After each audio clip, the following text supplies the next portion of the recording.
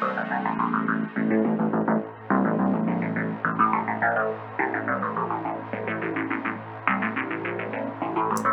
again, and welcome to the Heresy Accountability Buddies podcast. I'm Jacob, and today I'm joined by Dan, Duncan, Jack, and Jamie. And we're glad to have you with us, listeners.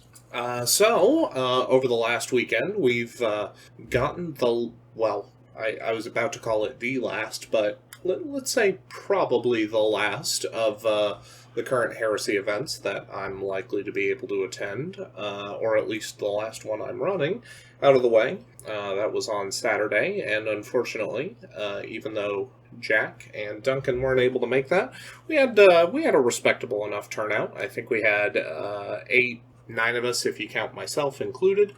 Got 3 rounds in at 3,000 points and just generally had a good time. So, before we get too far into that, does anybody have any hobby progress they'd like to talk about? well, I'm sitting at the painting table right now working on my Blood Bowl Wood Elf team still. Hope to finish them up in the next week or so. So that's about all I've been working on. I was camping last weekend, so I didn't get anything done hardly this week, but that's what I've got. That's I have exciting. assembled a fell blade. I've got the base layer coats done. I've got the first couple shade layers of green down. I've got a couple spots I need to touch up because apparently the paint didn't quite properly cover it. It was a bit too damp in that area. I'm not really quite sure, but I've been working on that. It's looking tolerably decent. The blending is going. That's all I've got at the moment. Very exciting. I will put more pictures of that such in the post to say, hey, this is what I've been working on, and going forward from there for people. Trying to encourage more people, the community, post their works in progress, things to that effect. see here. I guess I'll go next. I managed to put together a what is that thing called? A falchion for Music City Heresy. I've managed to put together the non-rotating top falchion with the double turrets, double barrels. I don't remember what it's called right now. The glaive. Is that what it's called? You actually have them backwards. The fell blade, if it's No. the double barrel turret. It does No. not rotate. He's talking about the glaive for the one with the Volkite beamer, and the falchion for the one with the double neutron laser destroyer. Names are Oh, hard. yeah. The volcano cannon that you can put the neutron pulse on right now. Yeah. Names are hard. I thought we talked about this a long time ago. We probably have. But I got those done up. I have the sponsons magnetized on them because, of course, I do. I also put together a Sakaran Punisher with every single last heavy bolter that I could put on it and get away with it. If I could put some more on it, I would. But I'm going to sit there and go, Bert, Bert, Bert, during all of my games. And right now, I'm currently cleaning up some Susarians for my Ultramarines. So I think it's been a good couple weeks. Well, that's awesome. What about you, Jacob? You got anything? Or just planning for your event? It was really just planning for the event that I've been up to lately. I don't know if I mentioned it in the podcast that made it to air or not. But past that, some of the last models that I ended up painting or working on were Battletech.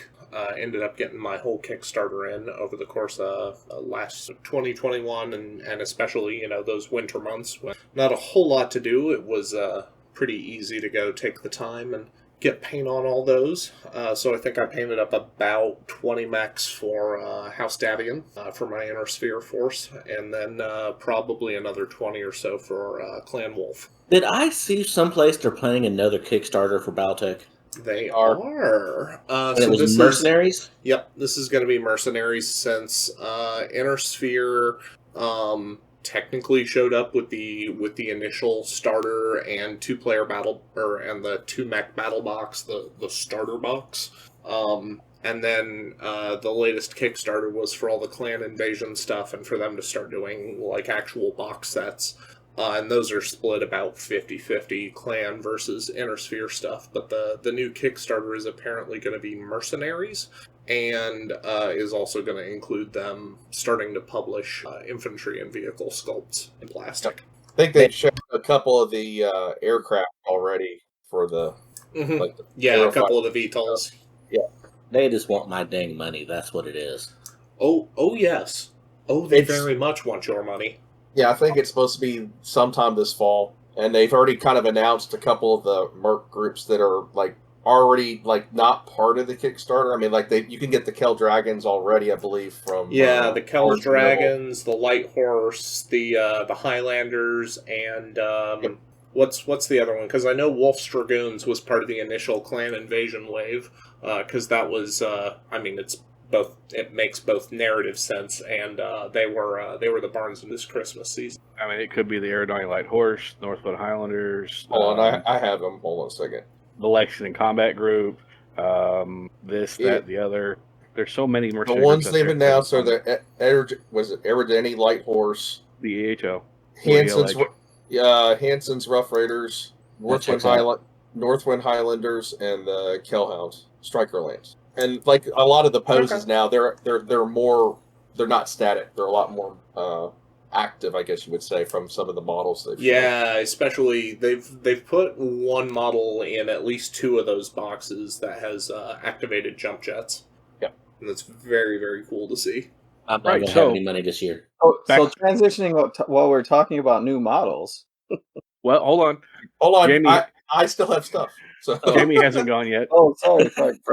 So, I've been kind of, I'm not going to say out of the hobby, but I've been kind of just in horde mode for about 3 years at this point because we had twins and it kind of like, I have no time. and Understandably so. and I've actually finally kind of have gotten back to the point where I do have some free time. And have decided, because, new stuff coming out, I've got a mound of plastic and resin to paint, and I was going to kind of just work mainly on troops, like tactical squads. And basically, I didn't have room on my massive work table because I've got half-finished projects all over it. So what I've been working on right now to free up space is I finished a Dark Angel jet bike squad, and it's probably like 90% done. I just need to do finish up some weathering and finish the edging on the bases, and they'll be finished. Here we go. So kind of I've been goaded back into the hobby enough by y'all, and that's what I've been working on. Well, welcome back to the fold, sir. Outstanding. It is kind of a weird place to be as far as heresy hobbying right now because there's so much we don't know. And so, I mean, sure, yeah, we know that tactical guys are always going to be good and that sort of thing. But, it's, spending a whole lot of time working and planning a whole new army or anything like that. It's not really the time to do it. So, You can go by like, let's go the leaks, but stuff will have changed in the interim from like what's out and what actually is published. So like, yeah, that's kind of where I'm at, is like rhinos and tactical squads you really can't go wrong with right now. So yeah. I mean, that's kind of where I'm like with the foe blade. I mean, it'll either be there or it won't. Regardless, I'll have a cool looking big ass tank. Dan, Yeah, you were no. saying? Oh, good. I was going to say, before we move on, I just wanted to throw out something that I have discovered that is incredible, changed some of my painting. And that is the Scale 75 Artist Acrylic paints. They're the Scale 75 paints in the tubes. And I haven't gotten the whole full set or anything, but I've gotten like the white and the yellow, the brighter colors. And like, I don't know that I would ever paint another white on a miniature without using that paint. It is a life-changing white paint for me, and the coverage and how well it goes on miniatures and is blendable and everything else that goes along with it. And I'm using the yellow to highlight. I did these guys with the regular Scale 75 fantasy stuff, and it took about 3 coats to get them up to as much yellow as I wanted. And I'm using the artist acrylic to highlight it, and it's again just going on, covering it, doing an amazing job of it. So I just wanted to throw that out there if anyone's looking for a good, nice paint for light color coverage. Have you tried shoving it through an airbrush yet? I have not done that. I have heard that it works well, but I have not had the opportunity to do it myself, or read actually. So if I do, I will give an update. Cool. So anyway, is that we're not skipping anyone else if we move on from hobby progress now, are we? No, I think that's all of us. Yep. That's all that's here today. So yeah. Yeah, I'm sorry. Apologize for that. So then, since we recorded last, what have we seen? We've seen Plastic Spartan.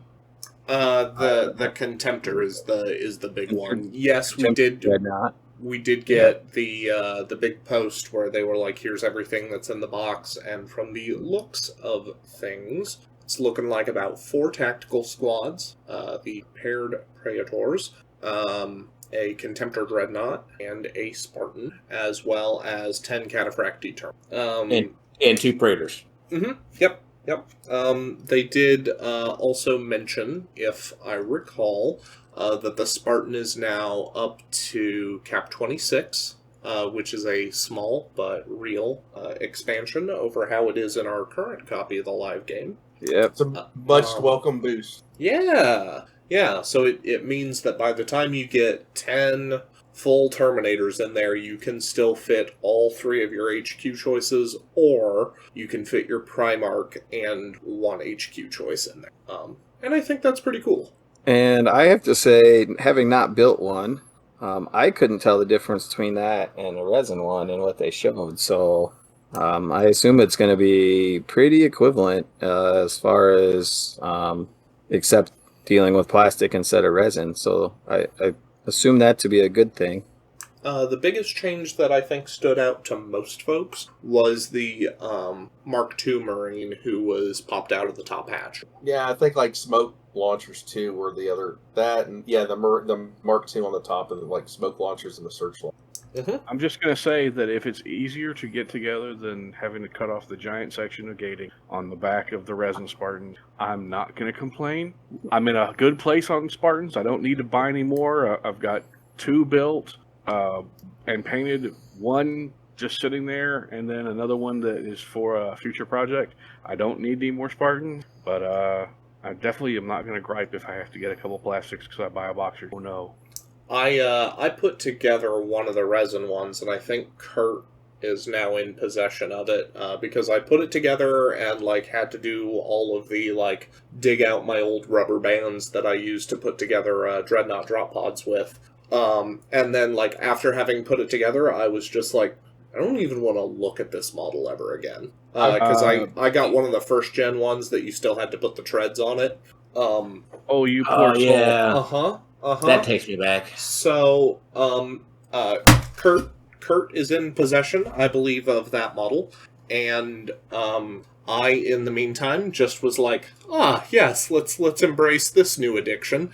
I'll drop pods all the time. I will build a Charybdis, I'll build Anvilus, I'll even, in the case of my Thousand Sons, I'll build regular drop pods, I'll build Dreadnought drop pods, just keep the Spartan away from me, and maybe I won't have to cry so much now that it's available in plastic. Yeah, I will admit, if they somehow magically put out a kit to make the Charybdis or the Anvilus in plastic, I will not be sad or sorry at all. Yeah, the Anvilus is not a that's a hack job.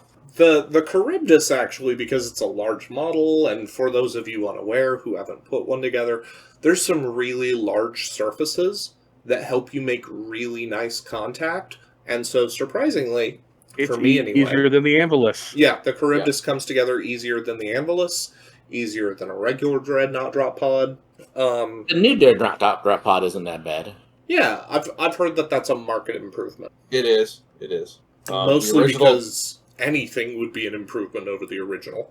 Yeah, I would almost say that the Big K is even easier than a regular plastic pod. The regular plastic pod, my biggest complaint with those, now that I've built probably a dozen in my life, my complaint with them is that they are boring to build. You build this same, sliver 5 times, and then you finish 1 drop pod. And then you have to do that every single time until you're out of pods. So, you want to know a confession? I have played 40K for 30 years now, just about. I'm playing a word bearer drop pod army, and I've never put a drop pod model together, a regular drop pod. I bought all of mine used, built for $10 or $15 for used sales, and I did not build a single one of them. So I'm old enough that the only original drop pods you had to get were like full resin. Like the plastic kits were like, I remember when they came out, people were just like ecstatic that there you could get plastic. Oh yeah, so you're drop talking pods. like the armor cast that had room for 5 models. Well, And that, looks like but an inverted cup. Forge World, I thought for a while actually did have a all resin drop pod, They did. and so like you'd have to get those, and then they came out with the plastic ones, which was like about what, 4th edition, maybe Fifth? 5th, the beginning Early of 5th. Yeah, early 5th, yeah. It came, you could get them that big ultramarine box. It had like all the new stuff in it at one time, and so like people were like ecstatic when that came. But yeah, I've built enough Anvilus for my Night Lords that I don't want to ever do that again. Just because you have to cut and then kind of have to like eyeball it, cut where you have to cut, because they don't really give you like a template to cut the plastic to fit onto the resin, and then you kind of glue everything together. It's like a mismatch. Kind of, it's all it's like the Fire Raptor, right? Where it's like a mix of cut plastic and resin. Resin, yeah. Yeah. And the Charybdis, if I'm not mistaken, when they originally designed the Charybdis, they actually put spots in it for magnets. So it was a lot. And also they made it so that certain parts would like had tracks where they could slide. So from the get-go, it was a lot better engineered than the Anvilus. Well, the Anvilus was originally designed, I believe, as an upgrade that they were just slapping onto a plastic kit. Because they give you the Anvilus parts, and then they give you the regular pod. So it was designed as this goes on here, goes on there, goes on the other. And if you look at any of their kits that are just an upgrade, it's always a bit finicky. Whereas a specialty design kit like the Big K, it's from the get-go, designed from the ground up. bingo. Their infantry upgrade kits I haven't had that problem with, but I don't think you're wrong. The Deimos Rhino comes to mind. Yeah. Outrider bikes. Yeah, Outriders are definitely one that I could be like, yep, I've put together 10 or 15 of those, including kit bashing a couple of them into attack bikes, and boy howdy. Yep, I mean, but it's another classic example of something designed to be ancillary parts put onto something that's already a kit, as opposed to something that's built ground up as its own kit. Well, like the Baneblade variants, like the Marine Baneblade variants, I really never have had that much of an issue. They're like a hybrid kit as well. But the Spartans, like once you get the core of it, like the Spartan variants actually weren't that bad, but that's all resin. So whereas the Baneblade variants are resin plastic hybrid. All I know is if they actually do the plastic Sakaran that's rumored, I will cry every time I see one on the table, and then I look at the back of mine and how mangled the... Exactly. Those back treads on mine, like every one of them are like, haha, that's a resin one, because you can see the gouges in the back of them where the flash gates go in. Because someone who has assembled 10 of the beautiful Sakarans, I don't think there's a single one out there that doesn't have the back end of it mangled all to pieces. It's the mark of shame. It really is. Really, it's the mark of... It's going to be like the Grognard mark, right? You're going to be able to tell the players that have been playing Heresy for long enough because they get the mangled backs of their Sakaran. And none of them have their sponsons, because every single one of us said, I'm never going to use these, and threw them away. I kept all mine. I have them in baggies, like, just in case there was something like, hey, but yeah, I still have all mine. Nope, mine are magnetized, like everything else. They are. Nice. They're somewhere or another, but yeah, I did the whole thing where I put the old, flipped the old round base around and put the upgrade Rhino doors on it, so I've got the magnetized ultramarine symbols on mine. Yeah, Jack has a fascination with magnets. I would almost call it an addiction. And in fact, the other night, he and I had a long conversation about it, and it was not rated PG, and it made my wife and my daughter and Jack, all three, laugh at me as the conversation. I've gotten to the obsession with the Battle Foam magnetic cases, and so I bought a special case for Blood Bowl miniatures, and I have 6 Blood Bowl teams that are all base magnetized to put onto the magnetic storage. So Magnet Baron is amazing because you can order stuff at 9 o'clock one morning and have it by 6 the next day. Oh, that's dangerous. That is bad to know. Jack, step away from the magnets. No. So one thing I like to point out about the new Spartan variant is that you can have a hull mounted twin link las cannon, which is new, which is exciting. Which is yes. going to be 50 points. That is nice. I will agree. You can never have enough pew. Never. It kind of reminds me of the old Land Raider Terminus from was it tail end of 5th edition? Yep. That you had basically got a rhino, not a rhino sprue, but a Razorback sprue to go with a Land Raider to add all that stuff. Yep. Razorback sprue. My only Razorback was a bunch of metal bits. A Gen 2 Razorback. How about that? Fair enough. That's about right. Anyway, so and then the big upgrade we're seeing to move on is the plastic Contemptor. The what old the Contemptor plastic model should have been Contemptor is in the no first more. place. The king is dead. Long live the king. Oh my god. So the 2 or 3 of them that I still have on sprue, they're going to go up in value, right? Yes. Yes. They will become invaluable, which means you'll never be able to sell them. They're priceless, in fact. They still cut up good for basing material for bigger models. If anybody wants to just hand me theirs, I'll take them. And I'll put magnets on them. What a shot.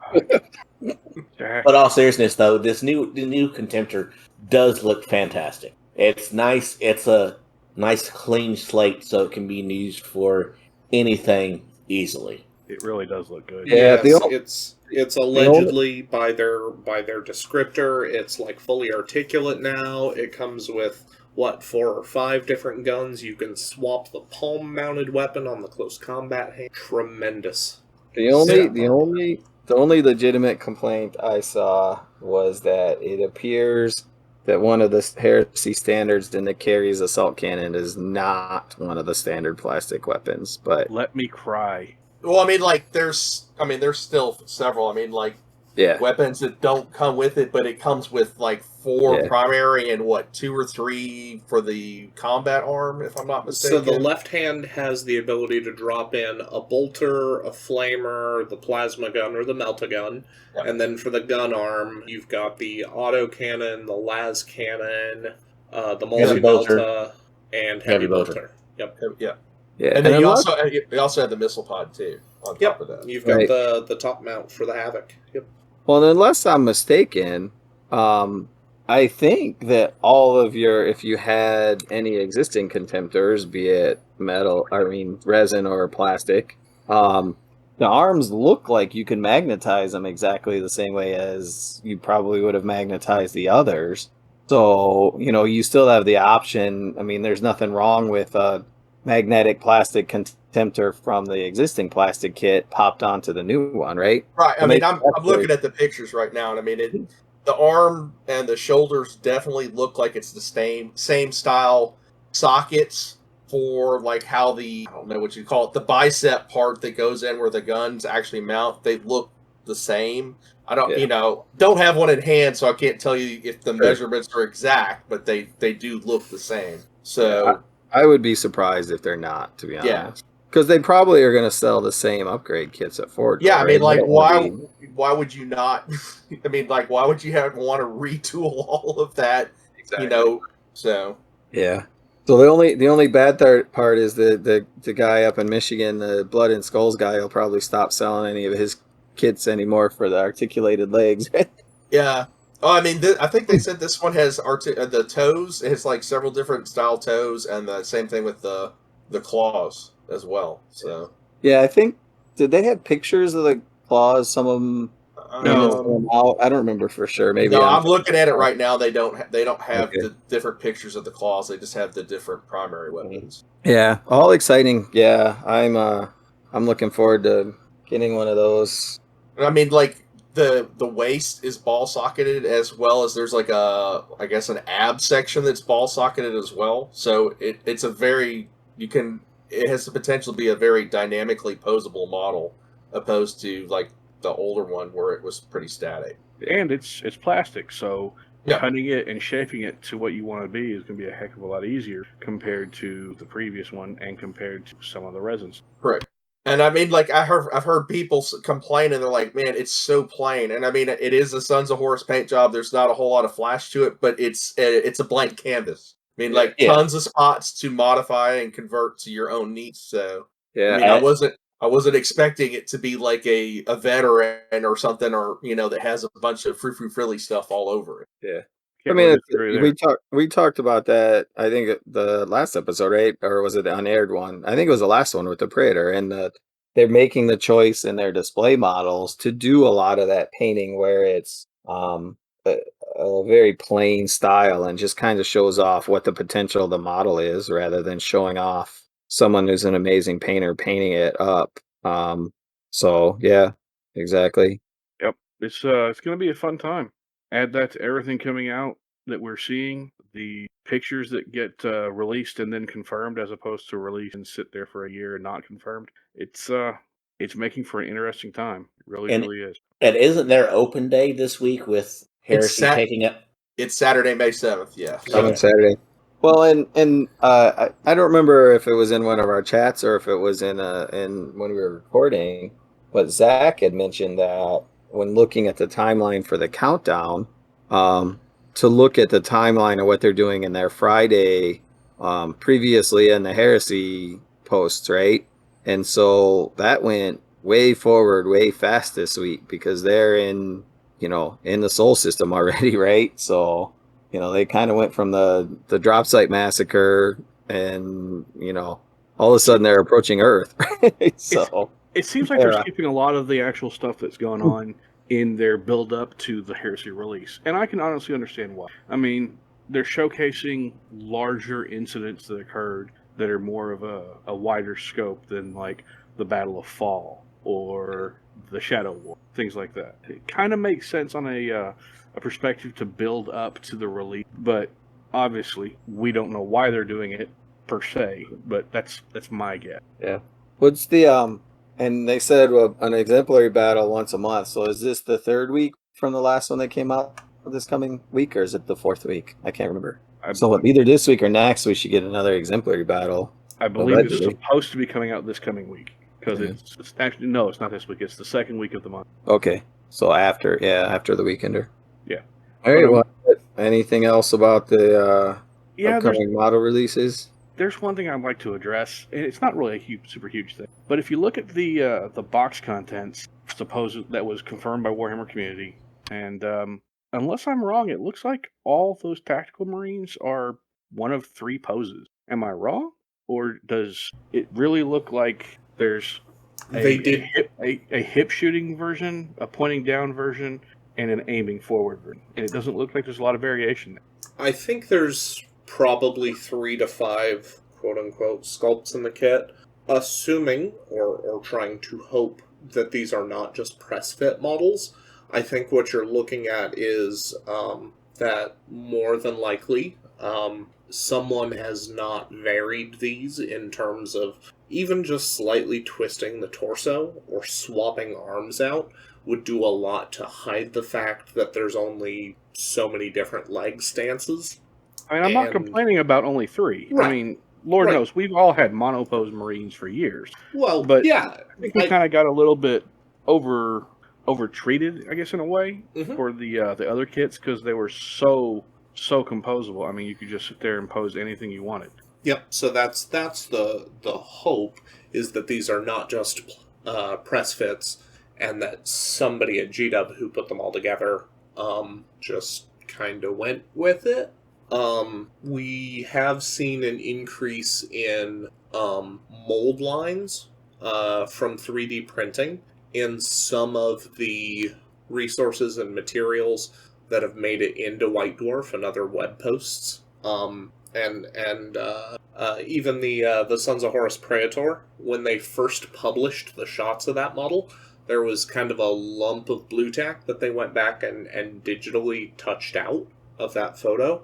So it's definitely possible that based on how their pipeline works at present, somebody may have just taken the pieces that are in a kit, slapped them together to make 5 models, technically 10 by the time you say, okay, I need 9 dudes plus a sergeant, and they just printed that same squad of 10 4 times to be able to do this spread, to be able to do all the promo shots that they're doing currently. and that's me spitballing. That, like, I don't know anybody, nobody's told me anything, nobody's tipped me off to anything, but just conditionally, I could see where somebody gets the CAD files, puts them together, prints something that is a relatively quick, safe, and reliable print, gets those slapped together, ships them over to the paint team paints them up, and then we go immediately to start making marketing shots. That's my hope for an explanation for, please let these be multi-parts and not just press fits. Well, and I guess, that's been something that I've noticed with doing this changeover to the Blood Bowl, the plastic Blood Bowl teams, is that there are a few of these models, and I can't pick out exactly which ones, but they've got the nice 3D instructions in the boxes, right? And where they've put the instructions together with the CAD, and they show you how to assemble them and everything. And there's definitely some of those pictures of instructions and even pictures of finished models that don't exactly match what ends up coming in the plastic sprues. And I never thought of it until now. I just figured, well, maybe it was a mold, and then when they painted up the original design. But you're right, if they're designing them digitally and then they get to a proof stage, for example, and they send it out, and when they go to mold it in the injection molding process, they find that there's something they want to tweak in that mold. Someone could have, like you said, exactly, resin 3D printed up the original ones, painted them up, and then had the have it be a mismatch from what finally gets released, and that causes some of those picture issues. And that would be very much the same thing what you're thinking, right? I want 10 Marines. I want to be able to have them paint them up and do them, send them some CAD files. Don't send them all 10 CAD files, send them 5, and they print the same 5 twice or whatever. So that makes a lot of sense thinking of it that way. Well, I mean, like the current plastic, was it Mark 4s and Mark 3s, or is it 2? Yeah, 3 and 4 are what we got in plastic. So it's just, yeah, I mean, you basically have, 3 legs, and then the torsos are usually, they're, well, on one of them it's solid, isn't it solid, and the other one it's 2-part, like front back. But like, even with just 5 different legs, or 5 different legs and 5 different tops, I mean, you can still combine them into multiple different ways. But if they're only one, like the tops and the legs and the torsos are put together, that would be a little hinder stuff a little bit more. Yeah. Getting different styles. Yeah. Well, we'll just have to see when they finally get released. Yeah. I mean, I'm not going to complain either way. I'm going to buy a box or 2. I'm going to assemble a box or 2, and I'm going to enjoy having new stuff. And Yep. I won't use a single beaky head. I will probably not use most of their shoulder pads. I might not even use a lot of their torsos, because I have multiple sets of the various Legion torsos and headsets that I've got and been sitting on for a while that I'll use to represent the actual guys I want to represent, because I want my unit set or my actual leads to look the way that I think they should look, and individualized, not just as a uniform gray stamp. I'm not Ultramarine. Bring on the beakies. I felt attacked. You should. Anyway, I do also like, for the Contemptors, that we're not just getting the single one a lot. I mean, yay, a multi-melta. Yay, that carries a thought cannon. This has the auto cannon, the last cannon, the multi-melta, and the heavy bolter. I mean, it's really hard for me to complain about more options. Well, even the hand options, right? The bolter or the flamer and the plasma claw cannon. fist is an improvement. I I mean- did a cheesy flamer conversion with one of mine for my Ultramarines on the claw, and having it be an actual real conversion up front, or real bit, it'll be nice. I mean, I chopped up multiple different plastic plasma guns to make the plasma blaster inside of the fists, ones I did. So I can't really complain. All right. Well, if we don't have anything else on the new models, then I guess we'll move on to Jacob and the Battle Barn event. Yeah, so we did manage to get 3 players who we've played a couple events with off and on over the years. Locals from the group out of Fort Wayne, Indiana. They did finally make it down for this one. So this was their first time at the barn. And they were extremely excited when they first got there.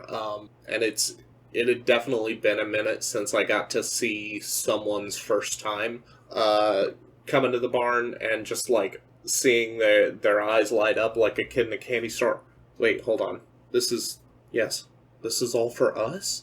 Yeah. And it's really happening. It's here. I can look at it. I can see it. I can touch it. Nobody has to pinch me. Yeah. So obviously all of our listeners have not been to the Battle Barn, and I'm not sure if everyone. Well, I don't know, Jameson, you been up to the barn or no? Oh yeah. Ryan and me are longtime buddies. I've known Ryan before I knew Duncan and all that. Yeah, so, I knew you knew him for a long time. I just didn't know if you've been up since he built the barn. I haven't played an event, but I've been to the barn, Okay. and actually, I think Jacob was running a Horse Heresy event the last time I was up there. So. Okay. Yeah, I think that sounds about right. So, but for the people who have not, why don't you describe what you're talking about with the Battle Barn, just so people understand what we're talking about. So, for those of you who are new to Heresy, who are coming to this podcast because of the new edition of Heresy, a mutual friend of ours, a guy by the name of Ryan, used to run a podcast called RFI, or Radio Free Esteban. And he used to have, like, the entire basement of his house dedicated to having, let's say about 10 6x4, or the capacity to put up 10 6x4 tables at minimum. I think we've squeezed even more in there before, but I digress. And these tables aren't just like, he's got a sheet of plywood and you roll a battle mat onto it. Most of these have tiles or textured maps from places like Secret Weapon or like Games Workshop's Realm of Battle. I'm trying to think. They're all go ahead. they're all themed too. Like Yep. the terrain goes with each table, so the table will be painted a certain way, and the terrain is specifically painted and weathered and built to very high standards to match each table. And he even actually has a drop site Esteban 3 Massacre table that's like, what is that? Is it like 9x9 or something like that? Yeah, I think so. If you got the whole table put together, it's either like 9x9 or like 6x10 or something, because I think it's built out of standard tiles or sized kind of for them. But yeah, like crashed Thunderhawk tile, and he's done up these huge plumes of smoke that he's got popping out of the craters, and he's got tea lights in them so that you can still see the fires burning.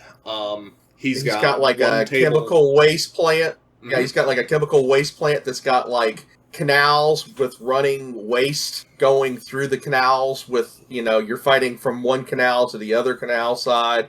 He's got a death whirl. I mean, it's just like, and it's not, these aren't like, he's gone all out. He's gotten like the best terrain that he can find throughout the world. I mean, I know he's ordered stuff from foam casters over in Australia. Yep. He's gotten stuff from Europe. He has not spared any expense on it.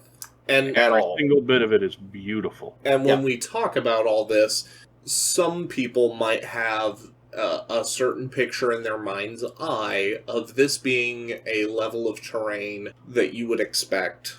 Even if it's all nicely painted or whatever, you're thinking like, 40K, that's like 5 to 10 pieces of terrain on the table, or like Star Wars Legion, 5 to 10 pieces of terrain on the table. But some of you, listeners, may have played skirmish games. When we talk about skirmish games, like the ones that come to mind for me, if you used to play like Cool Mini or Not's Dark Age, or used to be Outlaw, now who's got it? Wayland Games has Wild West Exodus. A lot of these smaller scale games that are really built on the back of very, very high terrain density. Even Necromunda, especially old Necromunda. Yes, that's a great way to think about it. Or to use a Heresy parallel, Zone Mortalis.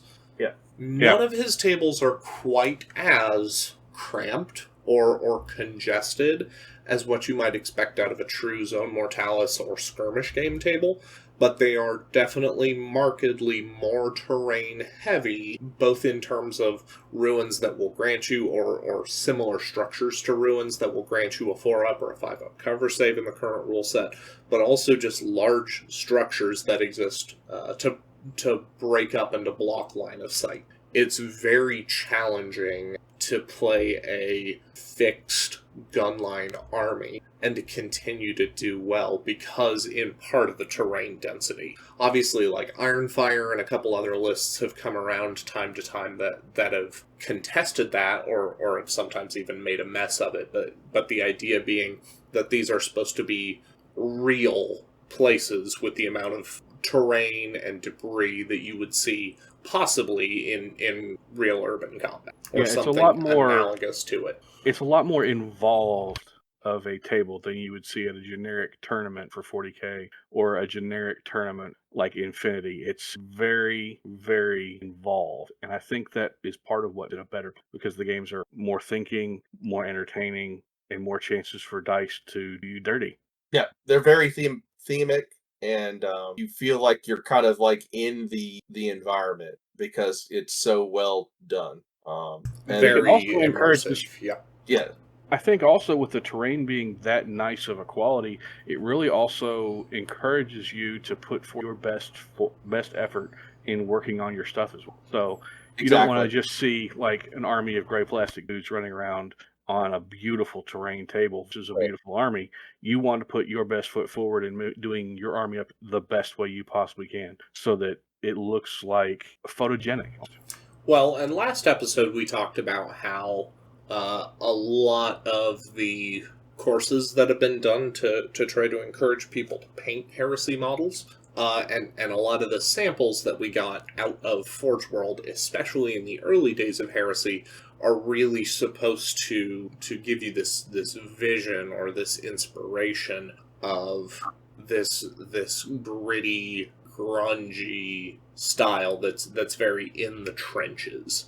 And being able to get that level of terrain that looks that nice definitely helps catapult some people into that.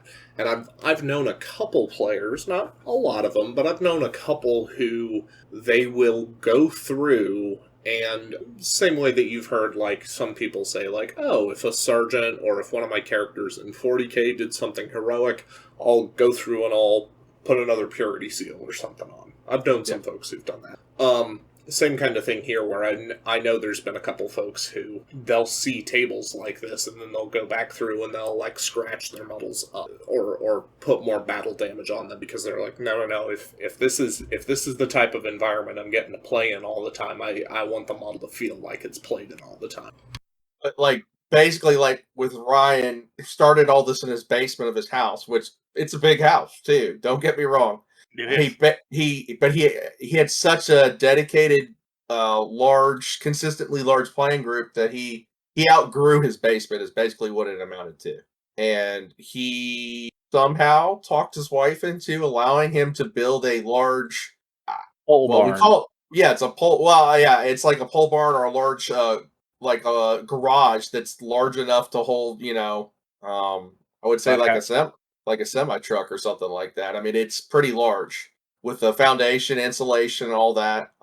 And he moved his basement into the battle barn, and that's where it's what, Jacob? Isn't it every 2 weeks now that he usually opens it up, depending on his work schedule? Yeah, every other week. Sometimes it's a little different or a little longer, but yeah, that's the hope is about every other. And this space is large enough that there's probably 16 to 20 tables set up, or the capacity to set that up and just leave them. Yeah, and he's also got room there while those tables are up.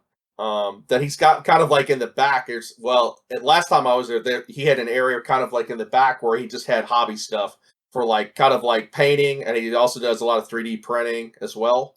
I don't know if he still has that because I haven't gone back up there since COVID. I haven't really traveled that far traveled up there since then.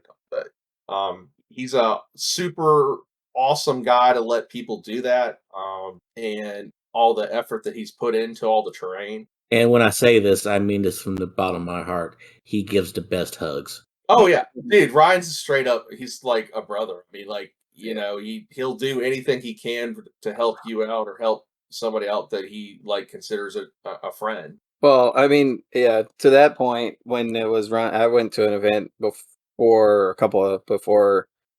he had the barn made, and people guys were sleeping in his basement, and like they had to move the beds out of the way because they had enough people coming for the event that where they were sleeping, that he's just letting them sleep in their basement. They had to move it over and put tables up so they could run, enough tables for the event. So yeah. No, Ryan's a great guy.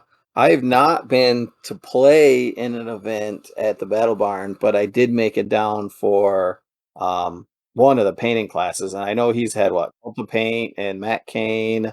Yeah, he's had Matt Kane come through twice.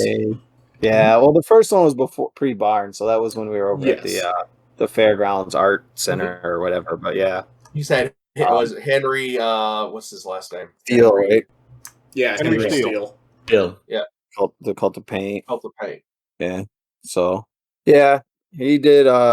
Unfortunately, he's got out of the heresy mood, but when he was there, he did a ton to bring the hobby up. And, I just want to point out, I mean, they're talking about how much terrain there is, but, there's nothing that just has paint slapped on it or, just as a coat of paint and dry brushing or anything like that, right? Even the level of paint on all of the and detailing and weathering on all of the terrain is immaculate. So yeah, it's a wonderful place to go and hang out and play. If he does classes, it's great to go for that. I've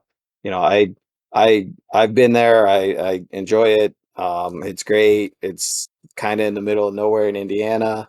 If you go, have them go get pork tenderloin sandwiches because they're amazing, and I would weigh 100 pounds more than I already do if I live there, probably, which is a good thing I don't. But yeah, no, I just so that's setting the mood for what we're talking about when we say we're going to the Battle Barn. It's not just like some old straw barn where someone throws a few tables and some lights up or someone's garage or something. It's true dedicated hobby space for 30K, 40K, and whatever other gaming that happens there. And I know when you're talking about him opening him up, he's got people that come and play like Mordheim still or stuff like that. I mean, it's all over the place.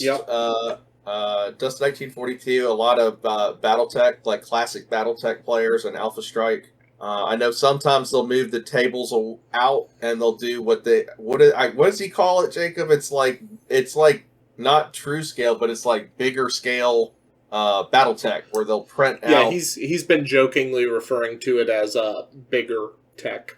Bigger tech. And I might like a Mad Cat, if anybody like a Mad Cat 2 or a Timberwolf or whatever, like normally you're talking about what, 2 to 3 inches tall. Yeah, so these will be like a foot tall.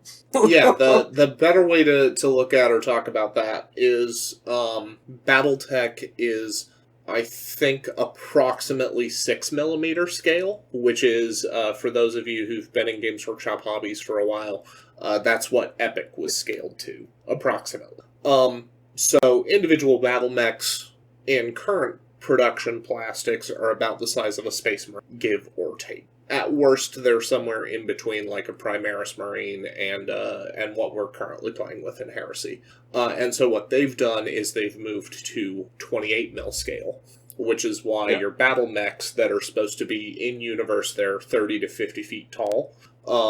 When you move the standard infantry to be somewhere between, Guardsmen or Space Marine scale, you end up moving battle mechs. So your light mechs end up just a little bit smaller than like a Knight Titan, and some of the assault class mechs might move all the way up to some of the Forge World Cerastus, or even like the Dominus that came out in plastic. But yeah, so really, really cool place. exciting to be able to see, to play games in, and absolutely was foundational for me finding my way into Heresy specifically. And so back to the event. Yeah, so we ended up with an 8-player turnout. We had let's think about what we ended up having. We had 2 Iron Warriors on the Traitor side, as well as 1 player playing Demons and 1 playing World Eater. And then on the Loyalist side, we had Chimera Black Shields being played as Kakaradons, or Proto-Kakaradons, which are like the Terranborn Raven Guard that Korax found all the bad things they did, and he was like, you can't sleep in my house anymore. We had one guy, it was his first event with his own army, and he brought salamanders. So he actually ended his day playing on what 6x4 section of Istvan that we had set up. He played that against one of the Iron Warrior players to finish his day. That was super cool, just to see the models out there and see everything that was going up, because the Iron Warriors player won the roll-off and took the side of the table that had like the defense lines woven into it. And so he just set up all his like dudes with the rotor cannons and all their other guns in the lines, and then sent his dreadnoughts. So he was playing a like super dreadnought heavy Hammer of Olympia, and he just sent the dreadnoughts forward into the salamanders, and he's like, this is more than I ever could have hoped for. Very cool, very thematic battle with I think the game basically being over with a few Iron Warriors surviving, desperately trying to shoot Vulcan before he bashed all their brains in. Awesome. And then, let's see here. So we had Proto-Kakaradons, Salamanders. Who's our other loyalist? Why can I not think of that right? Ultramarines? Give me a second. I just gotta rack my brain. So while you're thinking about that, so what point are you playing full line 3,000 point games? Or Yeah, we played full 3,000 just to make sure. And for those who aren't aware, I'm not sure how other folks have been running their Heresy events.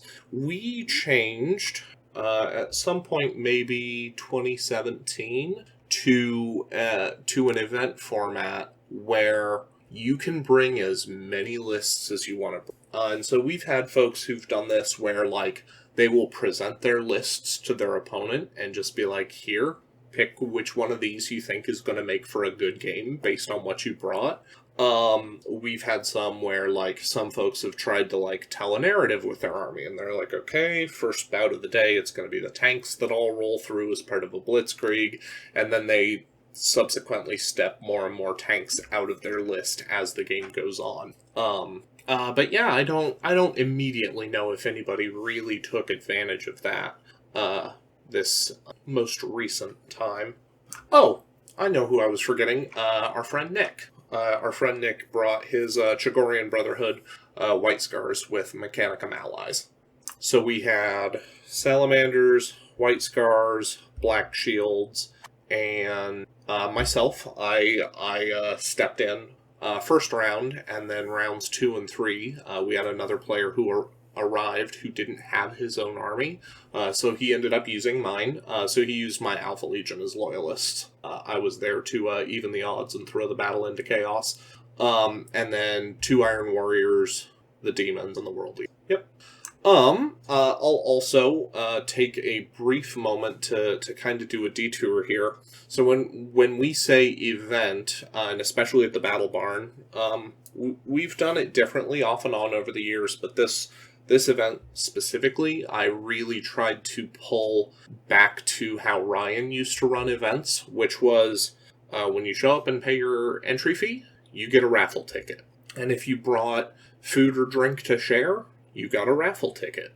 And if you had something above and beyond the army that you put on the table, you got a raffle ticket. So that could be like custom dice for your army. That could be a shirt that's done up with army swag. That could be that, like, you went to the next level in how you printed out your army list.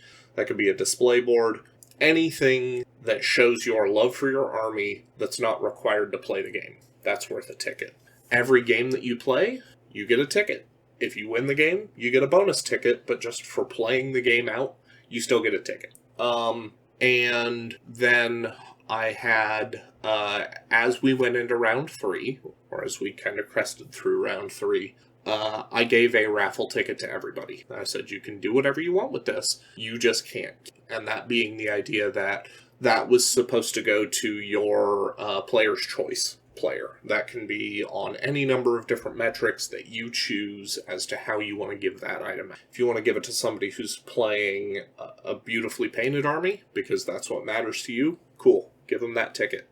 If you want to give that to somebody who was just a super great game, somebody who you're like, yeah, you know what, absolutely, I want to give this guy this ticket because I want to tell him, if I run into you again, I got to get a rematch. However you want to do that, that's worth a ticket. And then at the end of the event, I think we raffled for 3 or 5 total draws out of the prize pool. I think one of our winners walked away with like a full set of 5 Cataphracti, the Forge World resin ones, and another attendee walked away with one of the termites. So. Are you still running those events with the tag system as well? We didn't do the tag system for this one. I'm not sure if or what or how we want to do tags going forward, as I'm definitely waiting to see what the new books come out with, if they come out with anything as part of like campaign progression. Sure. So we talk about dog tags, and this was something that we meaning the Indiana team, relatively shamelessly stole from the Michigan guys.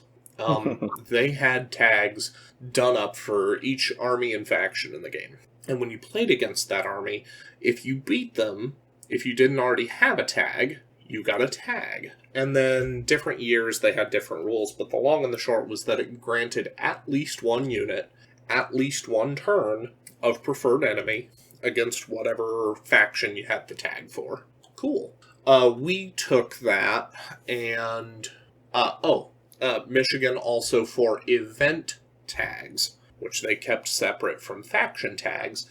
Event tags would let you re-roll a single die, or a single die roll in the case of like a leadership test or pinning or whatever. And you could use any of the last 4 tags, so the last calendar year approximately, of events, and you could have up to 4 re-rolls. We kept that, and the last time we did a tag-based system, we had it for warlord-centric purposes. So we had like a stat advancement chart, and you could, when you got the tag, we rolled, and hey, your warlord got +1 to whatever stat we rolled. And then we also made it so that in the prize pool, we put some extra tags or some leftover tags. And so if you chose for your prize pool to take the tag, you could actually choose what stat bonus that would.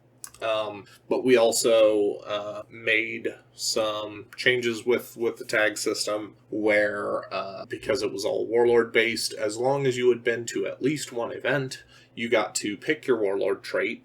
And if you had a ability to already pick a warlord trait, so militia is it who get that the ability to just pick your warlord trait?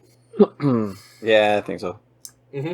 So we made it that if you have one of those abilities and you play this tag, so you still get to pick a trait, and then you get to randomly roll a trait off of any other table other than the one that you took your pick a trait. But yeah, we're still waiting to see where that goes and what we do with that. Some of that will obviously come down to if, what, or how Games Workshop handles warlord traits in the new edition, depending on if they're a pick, if every army gets the Space Wolf treatment, and suddenly that would mean like every army has its own warlord trait table. No idea yet, but I'm pretty sure my kid has one of those tickets from for his warlord.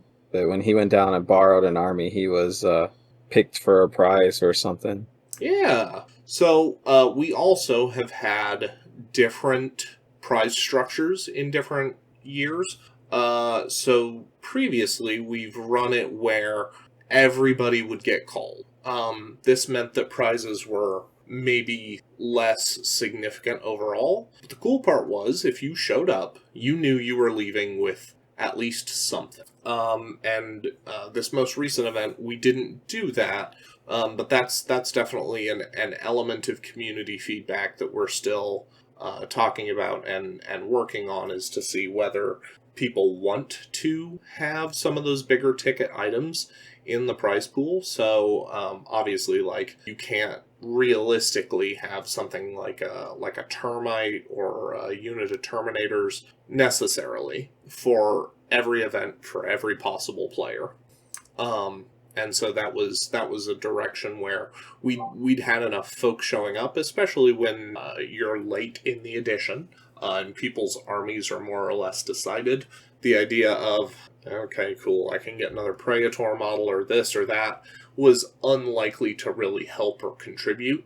However, the cool thing that I saw, more than a couple of my players over the last 2 years, if we've had a new player in attendance, they have, when their number was called to go up and draw, they handed that number to the new player and they were like, go get something else because you'll need this to help start your army. Just a really cool community to be able to see. So past all of those details, was the one custom mission that I ran. We have fluctuated. When Ryan was running events, he would actually have a specific mission for every table. And sometimes we've done that. Sometimes we've had where, like, we've put a big map out there and different sectors get their own mission, or everybody plays the same mission round 1, and then a different mission round 2, and then a different mission round 3. But this event, we tried to go for sector-based missions, where based on the type of table you were at, we had a mission for it. So City Fight had a particular mission. The Mechanicum, we call them Mechanicum, the Martian tables that are just caked in rust and this awful red dust, which makes it feel like Mars. Those had one mission. So the one that I came up with was for Ryan's table that I would call like Mad Max Junkyard Town, almost. Okay. So somebody has said, like, oh, if you've seen, like, shots of the, is it the favelas that are in South America? This just super densely packed, kind of held together village. With the density of table, or the density of, like, all these tiny shacks on there, what we did was marked most of the terrain pieces on the table with a tag. In this case, it was like a white poker chip that we just set on. And at the end of each of your own movement phases, if you had a scoring choice that was within 3 inches of a building, and if they were within 3 inches of multiple, you could pick. And that building did not also have like an enemy scoring or denial unit within 3 inches of it, you could take another poker chip, take your flag, and plant it on top of that building. And buildings stayed claimed up until the enemy came down to tear the flag down. And unfortunately, the story kind of falls apart there because nobody played on that table.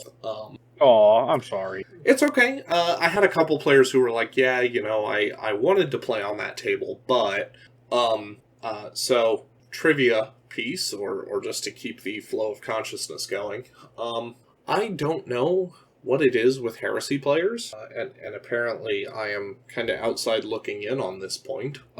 Y'all really, really love team games. Well, it's a chance to get together with more than one person and share a table with multiple people and see how much fun you can all have together at the same time. I admit I like team games as well. They're so fun. The Fort Wayne guys got down, and we had a City Fight table that was 2 tables pushed together, so it was an 8x6. And originally, the mission written for the table was to treat it like a 4x6 and just play against the person across from you. But of course, the Fort Wayne guys, like, get in and they've never seen any of this before, and they immediately are just like, is that a 6x8? Yes. We've got to play on. So the Word Bearer and the Demon player teamed up against the Salamanders and White Scars, and they played the first 2 rounds together. And then round 3, nobody played the team game. But obviously, that made it a little less likely that anybody would end up playing the custom mission I'd brewed up. So that's what you're saying is save it for next time. Oh yeah. That's definitely something that I'm looking to roll forward, and I honestly can't wait to see what other missions they might have done. Very, very excited, and I'm excited to see if or how much the texture of scoring in Heresy changes. We don't know if the ability to score while you're inside a dedicated transport is still around. I hope it's not, but going to be interesting. And I definitely am going to be trying to do my best to keep up on kind of retaining a catalog of, oh, hey, I played this mission somewhere else and I liked it, or I didn't like it. Here's what I would change. Here's how I'd fix it. And being able to have those to draw upon for other tournaments and other events just to continue to bolster mission diversity. I'm very committed to trying to do my best at that. So that's an interesting question as an event runner. We talked about the units that are coming out with the exemplary battles, right? But every one of those has custom missions, right? And they're they do, but they have all been Zone Mortalis. Have they all been ZM now? Because I went through every single exemplary battle to try to find inspiration for tables, and boy howdy, they're very much like Zone Mortalis games. And I don't mean that to disparage them. I just mean that the way that they operate and the mission design that they promote would struggle on a 6x4 table. So I think you answered my question anyway, because my question was, would you use those as inspiration for new mission ideas? And the answer was, if they were applicable, yes, but they haven't been. So, and there is nothing wrong with digging through something like that and playing some harebrained missions and just seeing how they do or don't work out for you. I know that I feel pretty strongly the best way that I've had inspiration for Heresy missions is to play other game systems beside Heresy and to shamelessly steal what's working for other entities. Thievery is not only accepted, in that case, it's encouraged. What is R&D, research and duplicate? Yep, I can't really disagree. I mean, I've seen multiple different games that have different things that could be easily adapted over to a Heresy-style event or a Heresy-style game, and some of them are just phenomenal. But also, there's so many different games in the actual books themselves as well that a lot of people just never see. For example, when is the last time that anybody saw someone do the circle deployment in the center of the table? I keep using that as an example, but it's just not common. It really isn't. I played that at one of the side tables. Sorry, talking with a paintbrush in my mouth. At one of the side tables in the Return to Isfahan event at Depticon that Alex ran. He had that circle deployment, which was kind of fun because his Raven Guard were down in the middle, and I dropped in or all around the outside with the Word Bearers to fight. It was actually really fun. I've played that deployment and various missions, I think 3 times total. And each time it's been something entirely different than a standard hot dog, hamburger, or triangle deployment. And it's been fun every single time. Then again, most Heresy games are. So I will be upfront as a tournament organizer. I know that deployment type can be very polarizing.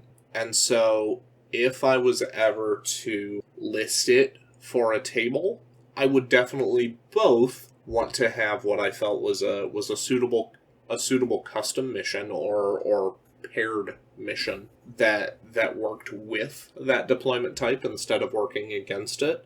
And then I would also probably, for that table, I would print a second mission sheet that is a equally thematic or appropriate mission to put on that same table that doesn't use the ambush deployment type, so that way, especially, some GTs, you're very limited on space, and if you're told, hey, you've got 30 players registered and we have 15 tables assigned to you, you're not going to have an extra table that people can just opt to not play at, but at least having the flexibility to be like, you don't have to play ambush here if you and your opponent don't think it'd be a good game. That would be on my personal check sheet for including that in a game. Well, and I at that point I had been running an event all day, and I was showing up, and I was kind of half in the mood to really play, so it was pretty brutal because as a null deploy drop pod and getting half your army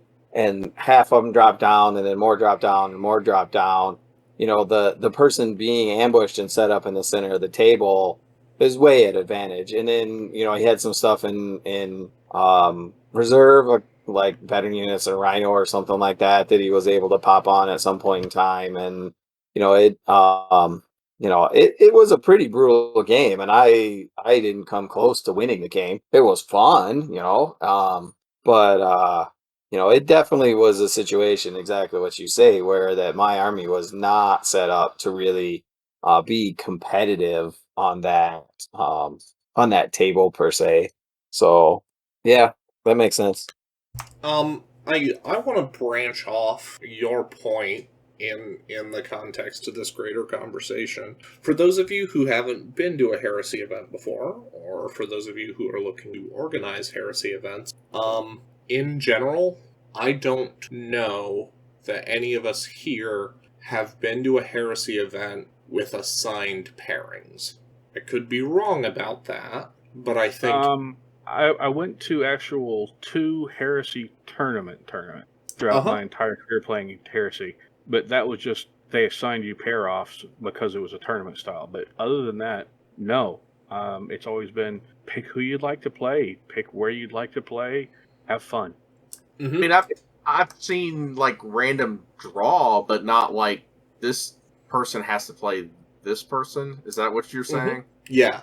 But the closest I've come to what you're talking about was at Adepticon. They had everyone line up and then come up one by one, and so you could kind of stack the line if you wanted to where you were playing someone, but then if you got lined up with someone that you played the previous round or previously an event, then they'd switch people around and all that. But that's the closest I've come to that, right? So the Michigan GT was always set up where you had a loyalist general and a traitor general, and the generals you would pick games, so you went back and forth, right? So whoever was leading the event or losing the event or whatever the rules were got to pick first, and so they'd pick a matchup, and then the other side would pick a matchup. And then, a lot of that is, hey, I want to play Bob over there, pick me a match or whatever, right? Or it's, pick someone you haven't played and line up and play. I mean, that's kind of how we ran things at Adepticon. That's how you guys have generally run things when I've been down there. That's how Music City ran things last year. So, yeah. I mean, it's always seemed to work out fairly well. Yeah, I've seen it where the first round, it'll be a random draw, and then the generals after that first round kind of hey, you two go play on this table against these two guys, that kind of deal. But it's not been set armies per se.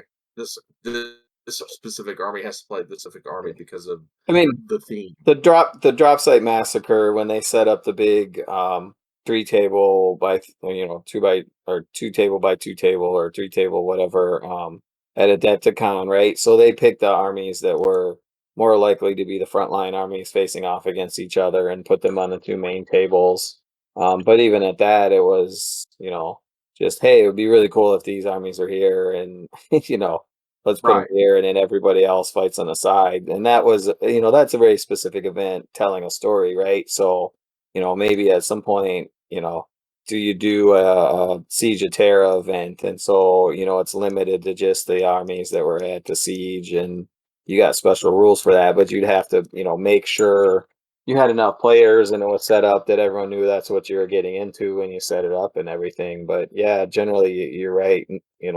It makes it easy as an event organizer because it's one less thing to worry about, right? You don't have to load up one of the apps that does pairings or have a spreadsheet or any of that sort of stuff. Yeah, yeah. So again, for those listening who may not have been to one yet or who are looking to run their first, we can in fact all be adults and pick our opponent. We can pick good game, have fun. Right, let's step back a second. I don't have to be an adult, right? I mean, that's an optional part of it all. I'm still hoping that they haven't noticed that I'm not an adult. Okay, I'll be honest. We all can act immature. Dan, especially, despite the fact that he's like 72. But all of us act goofy like this with Heresy because we're with our friends and we feel like we're letting our guard down. So yeah, I think that's kind of an encouraging part of this, is that we don't have to be told, hey, you have to go play that guy over there with the beat stick list. You can avoid him if you want by going and playing someone who's over here who's a friend, or someone who's over there who has an interesting looking army. And I think that kind of will be part of the self-correcting bit for events, is that people who bring the beat stick list, as it were, are going to see, hey, no one actually wants to play me, and it's not an assigned thing. So, well, yeah. And I go back to the team events because I win probably 1 out of every 5 of my games if I play solo, and I maybe bring that up to about a 250 where I might stay in the majors if I'm playing a team game. So I always try and get in team games just because I have a little help to make up for my strategy and dice deficiencies. So to be fair. But Yeah. the whole forcing people to play something or someone they don't like to play, that's not really a thing in Heresy currently. And I hope that for every event out there that it stays that way. It stays a friendly, happy-go-lucky Heresy that it is, honestly. Yes, we take this seriously because we're serious about enjoying ourselves, about seeing a beautiful army on the tabletop, and about socializing with like-minded people. Dudes looking for dudes. I'll admit, playing Jacob's Alpha Legion is a pain, and I hated it. I hated the strategy part of it because I would get whooped every time I played him. But Jacob's such a cool dude, I'd end up playing him almost every time I had a chance anyway. So, oh, the funniest thing was Alex insisting repeatedly, pack your army, bring your army, you're playing at least one game. And I said, what happens if we have an even number of players without accounting? And he's like, then I'll sit out one round and you'll play. So first round comes along, and the two of the 3 Fort Wayne guys are doing the team game. And the other one is just like, oh man, I see what you're doing with the Kakaradons over there. And he's like, I love Raven Guard, so I've got to fight this. And Alex just looks at me.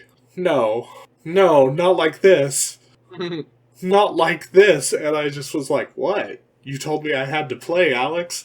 He's like, why?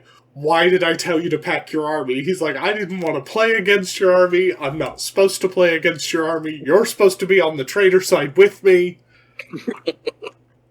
I mean, deeply funny. But you got to play. Yeah. Unfortunately.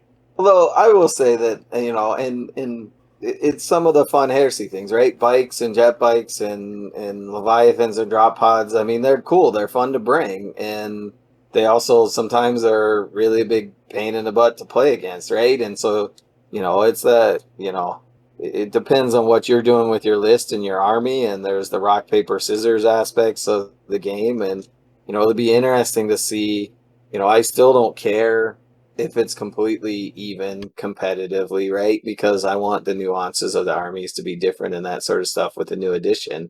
It would be nice if there were units that weren't automatic deletes from a list every time for certain armies. That's kind of my hope, right? And almost every army has them, right? And the fact that it seems maybe that from the leaks, and I don't want to talk about them, but the Terminators are all going to 2 wound Terminators instead of some being 1 and some being 2, right? I mean, that should have been the case from day one. I mean, they're the veterans, they're the big guys, they're meant to be the guys that have been around forever. It's an honor to get into the armor, or et cetera, et cetera, et cetera. So some of that even up stuff I'm really looking forward to and clarifications, but And your comment kind of runs parallel to something that I think all of us here have heard and have had a similar reaction. Talk to someone about heresy, and they go, yeah, but isn't it all Marines? It's all Marines versus Marines. Technically correct. But Yes. it's so much more than that. Yes, the level of variety that Rights of War bring to the table. Well, I Not mean, like, just that, but also the legions themselves. I mean, unless you're playing Alpha Legion with their steal stuff from other people's shenanigans, you're not going to see Suzerain in an Iron Warriors army. You're not going to see Immortals in a Sons of Horus army. You're not going to see whatever Raven Guard nonsense that never makes it to the table is in a White Scars army. Adding that and those individual units to the actual legions and making them not necessary but possible lends so much more to thematic change and different play styles that I think it's almost as much of as big an issue as Rights of War changing the way you play is. Well, yeah, the special legion rolls. I can roll up against somebody with an identical, let's say, an Alpha Legion army versus my Ultramarines, right? And just because of the special rules that the two army lists have, I have to play completely differently and think completely differently playing the Ultramarines, right?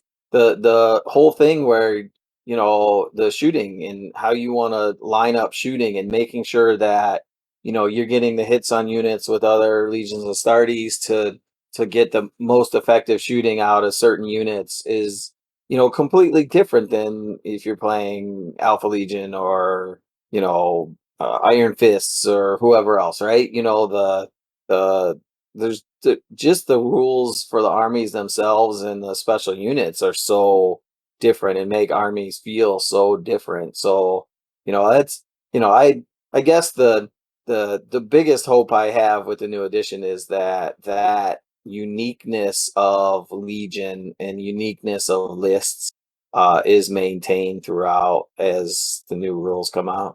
It's just not. I hope it's not like cookie cutter. I mean, like, I've had to try to explain to people at local stores. Like, they're like, "Why do you like playing Heresy?" It's just Marines versus 40K being, you have all the Xenos and everything like that. I was like, well, it may be just Marines versus Marines, but each one of the armies, they play different. It's like historicals. Like, each historical army doesn't necessarily play the same way. They have their own identity or whatever to it, and they have different units and different strategies that they play. So yeah, they may look like nothing but power armor, but they all play differently. They're like kind of each one's like, you have a core unit, as we started talking about earlier, like tacticals and rhinos. Well, yeah, that's kind of the core unit, but each army branches out beyond that, and they all, like, I would never play a Raven Guard army personally, but same thing, I probably wouldn't play an all bike army, even though I am a big Dark Angel player, and I have had a Raven Wing 40K army where it was mainly bikes and speeders. I would kind of mix it up, just the flexibility. There's some armies that are flexible, they have lots and lots and lots of options, and then there's other armies that play best with kind of like one way right now. And maybe with this new edition that'll get mixed up a little bit as well. So you won't see the same options over and over and over again if you go to a bigger event. Yeah, I mean that's one of the big things. The bigger event, you're going to see, yes, the popular, quote unquote popular, like World Leaders. You're probably going to see at least 2 or 3 guys there in an event of 30 players. You're going to see at least 2 or 3 guys there with a horde of chain axe wielding lunatics. Heck, one of them might be me. There's nothing wrong with that either, because it's No. awesome when they get with a dice roll. There's a few things wrong with it, but we'll let it go. The things that are wrong with it don't have anything to do with the game itself. No, it's the like literally getting like a igloo cooler full of dice to roll on an assault. That's one problem. Well, and it's interesting because I think it was in our episode 0 that may or may never see the light of day. But at Adepticon, you mentioned that you had a Demons of the Ruinstorm list this weekend. So for all of the events at Adepticon over 3 days, multiple events, multiple tables, there was not a Demons of the Ruinstorm army represented at Adepticon. And when the rules came out, everybody was all over that, they're going to change the meta or the way games play, and everyone's going to be wanting to play them because how much you can do with them, et cetera, et cetera, et cetera. And, there weren't any, right? And, how did your list show up or work out for the person playing them this weekend, Jacob? So he's pretty cognizant of some of the balance problems that demons can have, and seemingly the fact that Forge World wrote them to be the dungeon masters. That means you're supposed to field them in a way that you use gracefully, or you threaten a win, but probably won't get there. And that's because the Crimson Fury. Where you get a kill point for each unit, not just their units, each unit that gets destroyed in close combat, I think is how it's worded. That is by our math, because we've taken it and we've looked at it and we looked at how it would have shaken out if he would have been able to swap that mission on Saturday. Really just not feasible to create demons in such a way that they just don't interact with the mission. They throw the mission out, they play their own. Bit problematic, and he was upfront with that. Now, that being said, I think he did win both of his games. I think he won the tag team game, or the 2v2, but it was a pretty narrow margin. But then round 3, things kind of slingshotted for him. So I know the 2v2 game, they didn't successfully seize the initiative, and he didn't successfully get most of his army in on turn 1, so the World Eaters had just gotten shot to bits, waiting for the demon. But they did still end up with a win. And then against, I think he played against Lemmy and his Black Shields to finish the day. And Lemmy felt that if a couple things would have gone differently, he would have had a better chance. But when the other guy got pretty much his whole army, including, I think, both Kavanda and his Gargant creature demon, when he got both of those to show up on turn 1, that was an uphill battle. Well, that's so we were talking about it before we started playing too, but that's an interesting segue, because there is another new model that's potentially a heresy model, because they announced the new Demon Prince model this week as well, right? Yes. I guess maybe Friday? It's Thursday or Friday then. I think it was Thursday because I was at work all day Friday and I couldn't access the internet where I was, and I did not. I think I'd already seen it. I went to work that. Yeah, So I have to say it looked cool, but and this is maybe just me, but between that and the last 2 Demon Princes, other than the fact that I really didn't like the face of this one, there's not a lot of difference in their big winged demon creatures that they're putting out, right? So not really. Yeah, this one, at least from what they've shown so far, it may just be the way they've painted it. To me, it's kind of cartoony, especially in the face. The I don't face know. is definitely an absurd pale on the way they painted it. Yeah. I don't really care too much for the wings. They look kind of, like I say, cartoonish. They just look kind of janky. And Yeah, it's a pretty unnatural fade and coloring pattern. Yeah. Not just in the choice of colors, but then even if it was naturally that color, how they would fade and be veined in the real world. It's just an odd choice. I think whoever painted it needs to take a Matt Gain course. Now you're putting a lot of pressure on me when I finally get around to painting my Argyle Tall. Yes, I am. You already have told me that I'm under pressure for that anyway. So It's a good thing. yeah, Like I said, I've seen it. I looked at it. I'm staring at it right now on my screen, and it's Yeah, GW has the wings for a lot of these Demon Princes and some of the recent, I want to say, Nid flyer type stuff. They're all that sinewy kind of like rotting bat wing looking thing, and I am underwhelmed. I'm not a fan. I'm not a fan. It's just it seems kind of meh. I think the problem is, and this is where, maybe I don't know how to phrase this the best, but being someone who looks at nature for a lot of inspiration and comes from the Tyranid side, and I paint my Tyranids very unnatural, right? My winged Hive Tyrant is blues and the old school Gene Stealer colors, but the problem is that if you look at real bats that have those membranes like that, they're that pale flesh color, but then any light reflects through them, right? So if you see them under the light, they have an orangish color to them, and they should start looking translucent. And it doesn't, if you spend a lot of time and you did a really, really high level, display model, competition level model, you could do wings that had that translucent glow to them, but trying to paint them like that without it makes it look not right to the human eyes, right? Yeah. And so, I think that's part of it, right? Is you can't make something translucent that isn't translucent readily with a heavier metal basic GW paint style, I guess.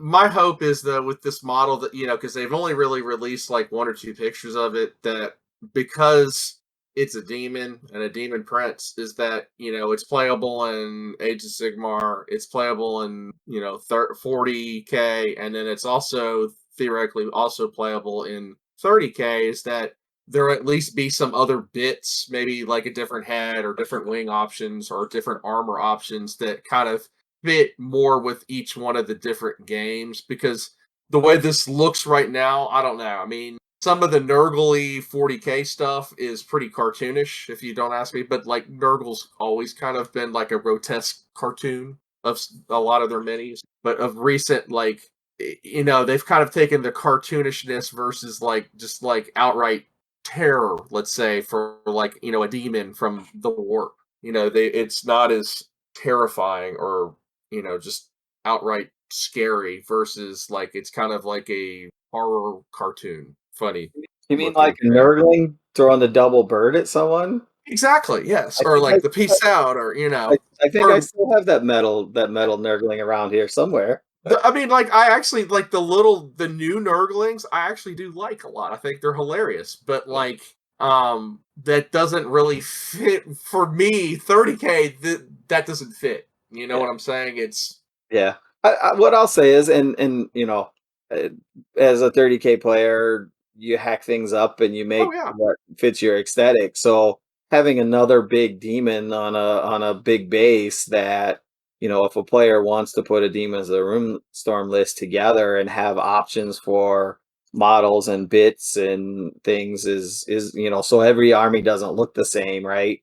Right. Is a cool thing, right? So I'm not gonna, it's nice that it's out there if someone wanted to play it.